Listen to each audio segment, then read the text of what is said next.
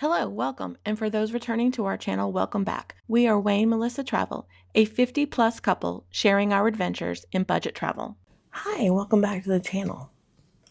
I wanted to do a quick chat with you. I am getting ready to do my unpacking video from a recent cruise that we took, and I thought it might be a good idea to talk about what kind of cruiser you are. Cruising is expensive and it's a commitment. Once you're on the ship, you're not getting off the ship until you get to your next destination. So I thought it was really important to talk about what kind of cruiser you might be. If you are a first-time cruiser, I would encourage you to do as much research as you possibly can. Nothing will ruin a vacation more than seasickness. It is an awful feeling, and once it starts, you really have a hard time getting on top of it. So if you're interested in cruising, take some smaller cruises. Go on a day excursion. Try going on a sightseeing tour that's on a boat, just to kind of see what your comfort level is. If you get nauseous or seasick, there are remedies that you can do.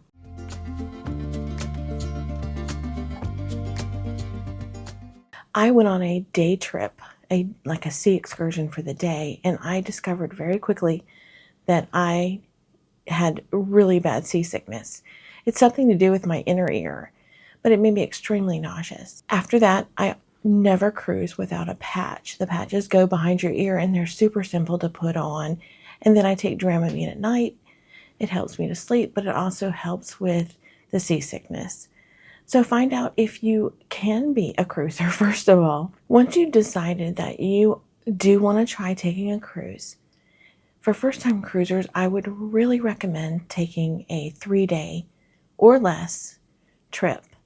This will give you an idea if you like cruising. Some of the things I love about cruising is you pay one price up front, and that typically takes care of everything you're going to need. The other thing I really like about cruising is that you pack once and you unpack once. You put everything in the drawers and the closets, and it's super relaxing to not have to pack and unpack every time you get to a different destination. So that's one of the things I really like. The other thing I really like about cruising is you don't have decision fatigue.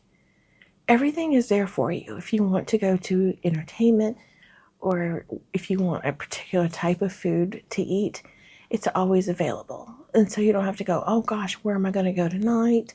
Where do we have to drive to? Do I need to get directions? Everything is right there, and it's so convenient. So if you're a first-time cruiser, I would recommend make sure you don't get seasickness. If you do, get the things that are going to help you through it, and then take a shorter cruise just to see if you like it. The other type of cruiser is a budget cruiser. This is the type of cruiser that I don't care where I go. I don't care what ship I'm on. As long as I'm on the ocean, I am happy. That's a budget cruiser, someone who just likes to go and doesn't like to pay a lot of money. You don't mind an interior room. You don't mind going to the same location 2 or 3 times in a year. Don't need a lot of amenities. Food, the quality of food is, most of the cruise food is fine. I would say there is cruise ships that have better quality of food. But if you're a budget traveler and you want a $200 or $300 cruise, they're out there, and that you can have a lot of fun because you're paying the same price as people who are on the balconies and who are on more expensive trips. You're on the same ocean. It's just the experience may be a little different. So decide, are you a budget cruiser or a luxury cruiser? If you're a luxury cruiser, you don't mind spending the extra money to have exactly what you want. You want to have a stateroom. You want to have a suite. You can do that. If you want better food, better entertainment, longer trips, transatlantic trips, European trips, if you're a luxury cruiser, there's so many options out there for you. Are you a family cruiser? Someone who wants to travel with your family, multiple ages, multiple generations. That's a different type of cruiser too. You have to accommodate several different ages. If you have young people, you may want to have the ones that have the kid clubs and the slides and the video game rooms and things that are going to keep them occupied and them in their happy place. You also want things like bingo and trivia and shows for people who are older that may just want to sit down and watch something and not really participate, but just watch others participate. There's karaoke, an experience that it was the most fun just to watch other people having a really good time. So that's a family cruiser. Are you a solo cruiser? You don't have to be solo to be a solo cruiser. There are lots of people who want to cruise, but their spouse or their significant other don't want to cruise, but they still want to cruise. So they could be a solo cruiser too. Cruising is great for solo travelers. Again, you pay one price, and a lot of cruises now, cruise lines, are coming up with a solo fare because double occupancy is expensive if you're a solo cruiser. So I appreciate the fact that cruise lines are understanding that there are more solo travelers out there, and they're accommodating them with solo travel packages.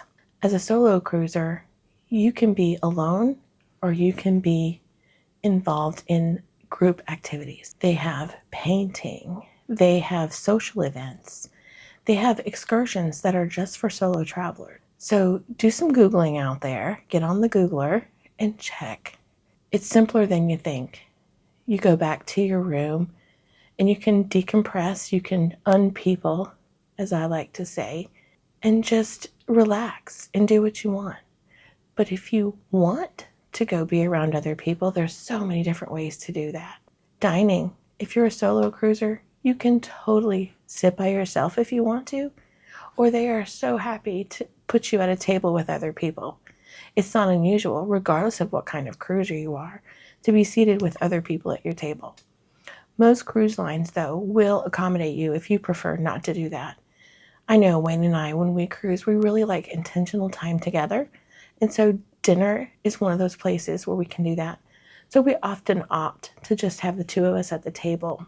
If we want to have interactions with other people in a group setting, there are restaurants and there are other places on the ships where you can spend more time with people. You can watch sporting events in the bars.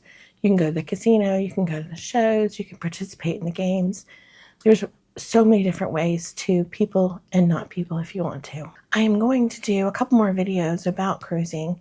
The next video will be an unpacking video, and I'll show you what I took, what I was glad I took, what I wish I hadn't taken, and what I wish I'd brought that I didn't bring.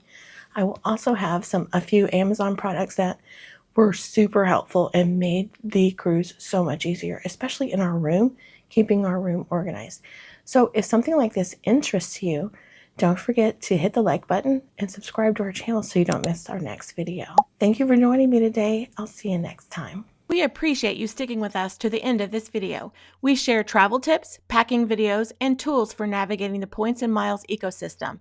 If this interests you, don't forget to subscribe to our channel so you don't miss out. Have a great day, and we will see you next time.